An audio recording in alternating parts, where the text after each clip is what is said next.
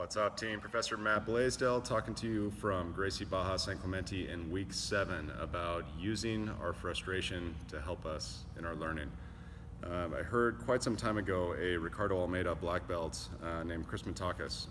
Professor Chris was talking about what I perceive to be kind of the 4 phases on your way to mastery. The first of these is unconscious incompetence. You're bad at it and you don't even know it. And then conscious incompetence, you're bad at it and you do know it. The third being conscious competence, I'm good at it, but man, it takes a lot of effort. I really have to think about it to be good at it. And then unconscious competence, it's like muscle memory. You're good at it and you don't even realize necessarily what you're doing. And in my exploration of this and my thoughts about this and in watching students over the years, I've come to understand by far and away the hardest part of this entire mastery process is what happens to us when we move from phase 1 to phase 2. I've spoken before about mindset around adversity and overcoming that, and while that's a very powerful lesson, that's actually not what I wanted to hit today. What I wanted to hit today was that very familiar feeling of frustration that happens when we move from unconscious incompetence to conscious incompetence. It can be incredibly frustrating to be in a spot where you didn't even know something was wrong, and now all of a sudden here is all this difficult stuff to navigate, particularly as it relates to our jiu-jitsu. And one of the things that kind of dawned on me in the last couple of weeks and watching mostly the kids classes is that so many of the kids are devoid of this dysfunction that I see in so many of the adults, which is the story that takes place upon that frustration happening.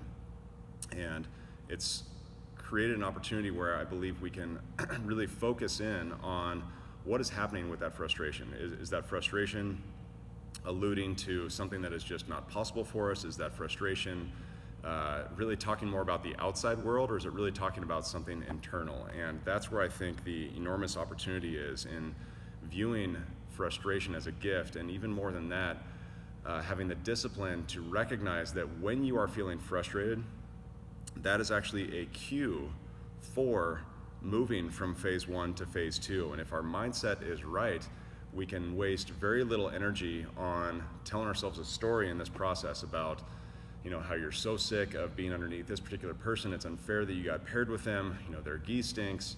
They're stronger than you. They've been training harder than you. You're not allowed to train as often because you've been nursing injury. Any number of these stories can take place, and we feel very vindicated when we're frustrated to have some type of victim narrative in our head. And really what that's doing is it's closing us off from and it's sealing us away from the learning that is really possible, that is really uniquely possible in those specific times of frustration, because the frustration is not happening just because. It's overwhelmingly happening because there's something that we can't quite understand, that we can't get our mind around. And if we're able to stop right then and really explore without a story, without negative emotions, but really explore what's there, then you start to very quickly pick up. It's like, well, actually, this person, it's not unfair at all. They just grabbed my knee and pushed them together, and that's just exposing a huge void in my game that I didn't even know was there.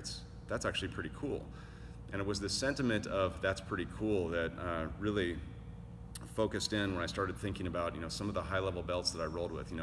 Even now, when I train with someone like Flavio, I've been practicing typically for weeks to just try and throw something at him that he hasn't seen before. And when I'm able to do it, there is not a feeling of frustration that comes from Flavio. There's almost the exact opposite of that. It's almost a level of intrigue. It's like, that's interesting. I've never seen this before.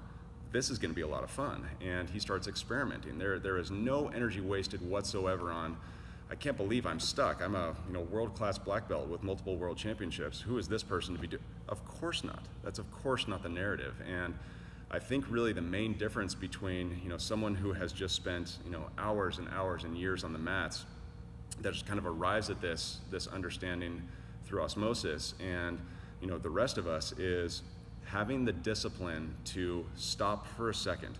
The second you feel that frustration, stopping and asking, where's my learning?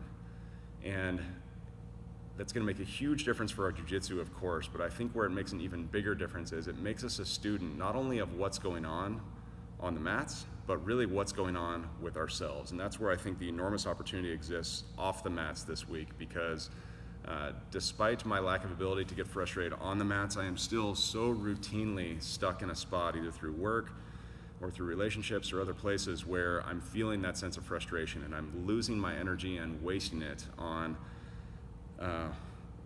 victim feelings, feeling like I'm trapped, feeling like it's unjust, feeling like it shouldn't have ever happened to me this way, when in reality I am losing this massive opportunity to focus on, well, where's my learning? Well, my learning is I'm getting triggered very, very easily by things, and what possible chance of success do I have to navigate real problems in my life when little things like somebody leaving the light on can steal even an ounce of my creativity, or even an ounce of my peace in my ability to observe things. So that's what I've got for us this week, you guys. Let's use our frustration as a cue for the learning that's there. If we're able to exercise enough discipline to do that, our growth is going to rapidly accelerate, and even better than that, we're gonna feel really good while we're doing it and have no wasted energy. Had a great class training today, as always. Thank you so much for those of you who are here. Look forward to seeing you, the rest of you, this week. Talk to you soon. Os.